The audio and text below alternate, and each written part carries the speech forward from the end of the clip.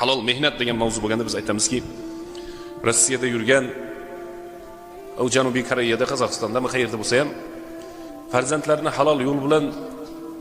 halol yo'l bilan boqishlik uchun uzoq safarlarga chiqqan odamlar. Halol yo'l bilan, shartini esdan chiqarmaylik. Halol yo'l bilan.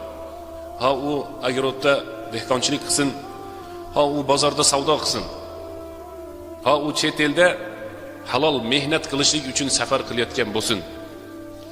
Mana shu halol mehnat bilan safar qilmoqchi bo'lgan odamlarga aytamizki, birinchi navbatda ibodatni esdan chiqarib qo'ymaylik. Birinchi navbatda ibodatni esdan chiqarib qo'ymaylik. Halol mehnat qilamiz ekan deb namozni chekiga surib, roza, zakot, hajni chekiga surib qo'yib, keyin mehnat qilayotgan bo'lsa, buni mehnatida baraka bo'lmaydi. Buni qilayotgan pulida baraka bo'lmaydi. Ba'zi bir odamlarni eshitasiz, pullari ko'p bo'ladigan ehsonni qilar ekan, zakot bermar ekan. Ehson kerak emas.